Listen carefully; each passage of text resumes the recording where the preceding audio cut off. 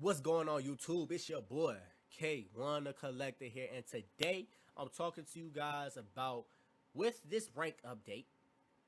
I'm talking to you guys about the best cards and badges to come in with.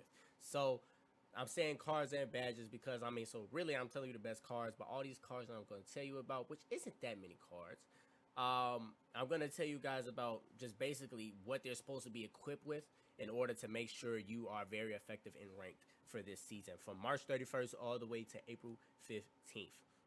So here we go, guys. So the best card to use in the entire game right now for the women, and because the women's here's the thing about the women. The women's selection right now is kind of limited. There's just not as many options as there are for men, and men still kind of have a general meta. You're gonna, especially if you're fighting for somebody who plays my faction, you're probably gonna fight one of about maybe 5 people that's in that Ruby realm. You're gonna fight the Rock. You're gonna fight Showcase Reward, Shawn Michaels. You're gonna fight um, Yokozuna, some Undertaker in there, and some Stone Cold Steve Austin. Maybe 2, 3 more people, but still not that many. But still a couple more choices than there are for the women. So, but right now, the best women's card that you can use in the entire video game, it's not really up for debate right now, is Live Events Reward Becky Lynch. So, if you don't have this, that is tough luck because she is gone. But Live Events Reward Becky Lynch is going to be really, really effective with a level 3 Sting Like a Bee and a level 1 Merciless Opportunist.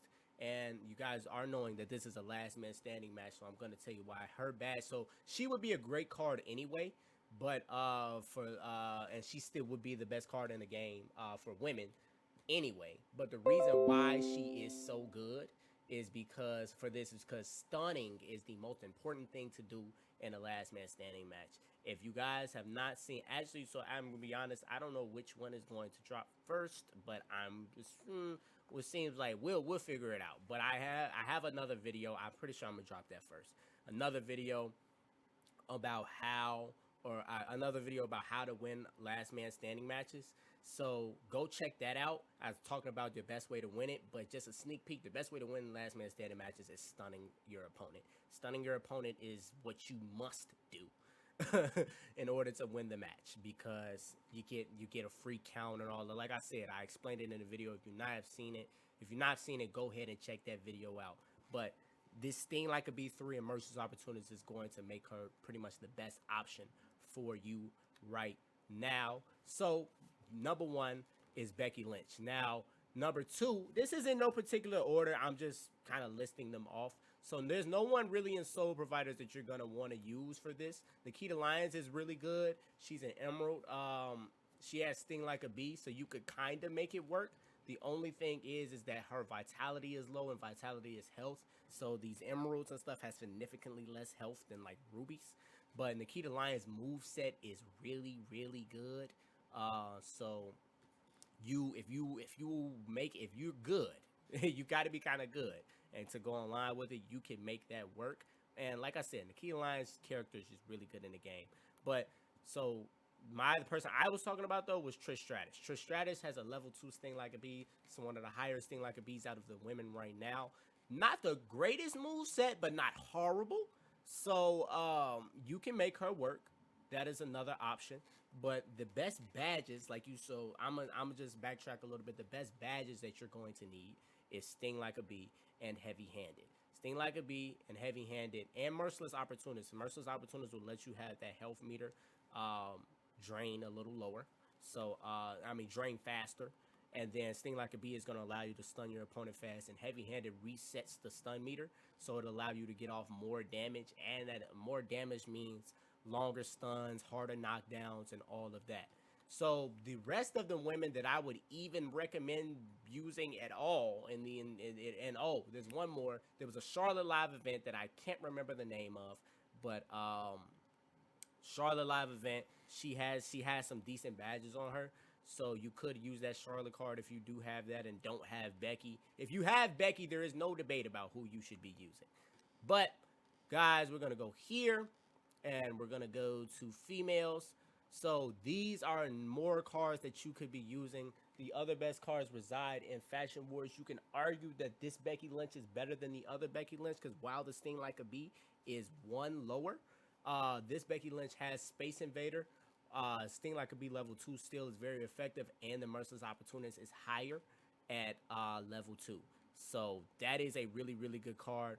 This Charlotte is also really, really good with Sting Like a Bee on 2 and Space Invader on 3, Slippery Eel on 2.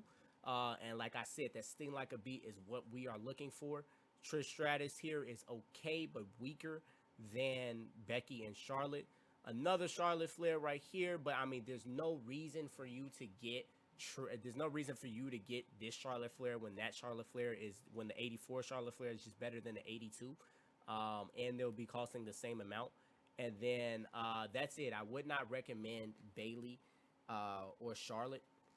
Or I wouldn't recommend Bayley, 83 overall Bayley, 82 overall Charlotte, or 84 overall Trish, because Becky and Charlotte are for the faction bosses section is just so much better than the rest of them.